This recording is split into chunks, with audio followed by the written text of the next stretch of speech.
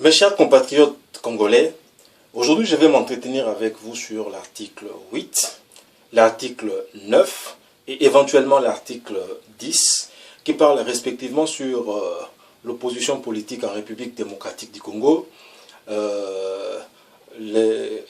l'effectivité de l'exercice de la souveraineté de l'État sur son territoire ainsi que sur la nationalité congolaise. En effet, l'article 8 dispose que l'opposition congolaise est reconnue en République démocratique du Congo. Et donc, il est important dans un pays qui se veut démocratique qu'il existe une opinion divergente à celle de ceux qui exercent l'effectivité du pouvoir, c'est-à-dire au pouvoir exécutif. C'est pour cette raison que notre Constitution a instauré le principe d'une opposition politique. Et les droits liés justement à cette opposition politique, à ses activités et à sa lutte pour la conquête démocratique des pouvoirs sont donc des droits sacrés. Ces droits-là ne peuvent subir des limites que celles imposées à tous les partis et activités politiques par la Constitution et la loi. Il est important pour la population congolaise de comprendre que c'est elle qui a voulu que l'opposition politique existe. Ce n'est donc pas l'œuvre d'un individu ou d'un groupe d'individus. L'opposition politique existe par le fait de la Constitution qui a été choisie, qui a été votée par voie référendaire par le peuple congolais dans son ensemble. Et une loi a d'ailleurs été votée à cet effet pour consolider cette affirmation constitutionnelle de l'existence d'une opposition politique en République démocratique du Congo. Cette loi donne et définit tous les aspects et définit les statuts de l'opposant en République démocratique du Congo. Et donc, c'est très important que dans un pays qui se veut démocratique, qu'une opposition puisse exister normalement et que l'opposition puisse faire son travail, celui d'apporter de critiques vis-à-vis de ce que le gouvernement entrevoit, de ce que le gouvernement fait, suivant les instructions, suivant les budgets, suivant ce que le gouvernement est appelé à réaliser comme projet, comme travaux, comme gouvernance au sein de notre pays. Et donc l'opposition politique est une institution qui est voulue par la Constitution de notre pays. C'est une institution qui a son pesant d'or dans la mesure où elle permet de pouvoir balancer les idées qui sont proférées, la gestion qui est menée par le gouvernement aux idées de critiques qui sont apportées par l'opposition, qui vient justement faire valoir les failles de l'autre côté du gouvernement. L'article 9 parle de l'exercice de la souveraineté de l'État.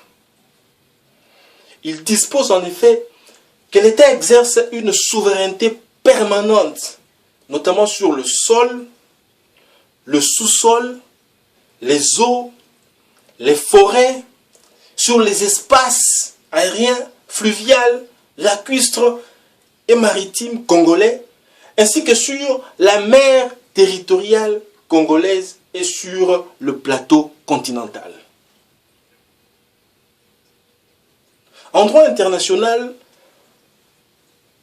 pour parler d'un État, il faut la réunion de 3 éléments. Il faut qu'il y ait un peuple, une population, il faut qu'il y ait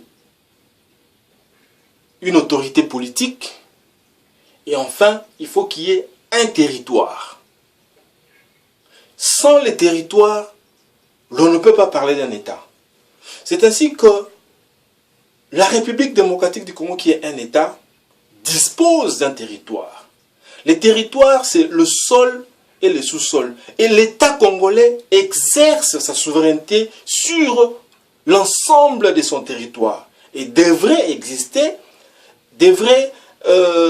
exercer sa souveraineté sur l'ensemble du territoire congolais.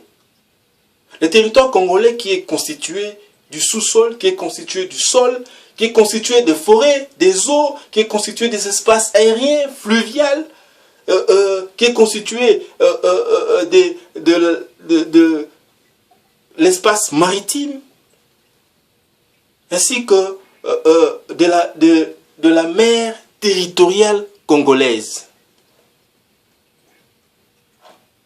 C'est donc un devoir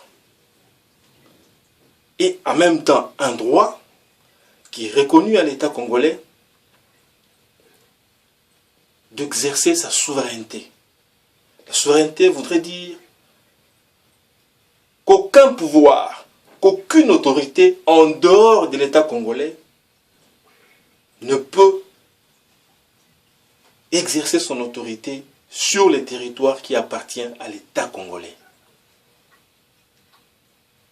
Et les modalités de gestion justement et de concession du domaine de l'État visé par cette disposition sont déterminées par une loi.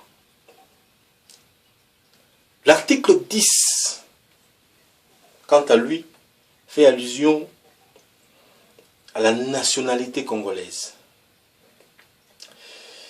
Cet article dispose que la nationalité congolaise est une et exclusive. Elle ne peut être détenue concurremment avec aucune autre nationalité. Cela veut dire simplement que lorsqu'on est congolais, l'on ne peut pas avoir en même temps une autre nationalité. C'est-à-dire que le principe de double nationalité n'existe pas en droit congolais. Si l'on acquiert une deuxième nationalité, cette deuxième nationalité, le fait de l'acquérir, vous exclut de la nationalité congolaise. Il en est de même pour les étrangers qui acquièrent la nationalité congolaise. Le fait pour ces étrangers d'avoir ou de devenir congolais, ils acceptent d'abandonner leur nationalité d'origine. Si cela m'était donné à pouvoir m'exprimer sur cette question, j'aurais personnellement souhaité qu'il y ait une étude approfondie sur cette question, de façon à ce que les Congolais d'origine qui ont acquis une autre nationalité puissent garder leur nationalité congolaise.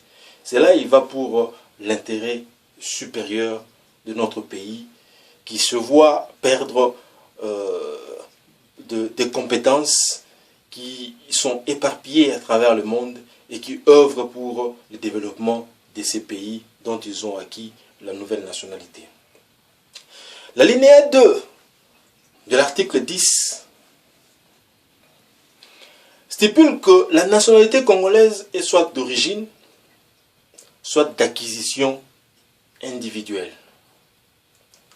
C'est-à-dire que le Congolais, c'est soit la personne qui est congolais par le fait qu'il est né d'un père ou d'une mère congolaise, ou encore on est congolais parce qu'on a acquis la nationalité congolaise. Et l'alinéa suivant explique ce que veut dire le Congolais d'origine. Et Congolais d'origine, toute personne appartenant au groupe ethnique dont les personnes et les territoires constituaient ce qui est devenu aujourd'hui la République démocratique du Congo à l'indépendance.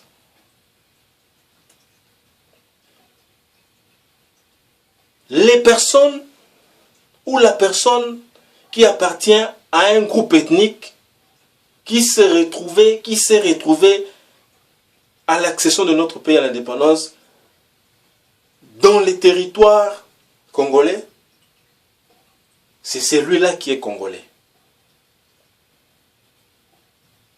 C'est celui-là qui est congolais.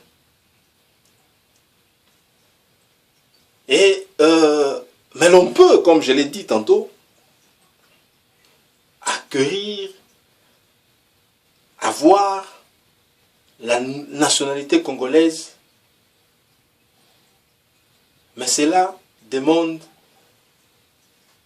des formalités,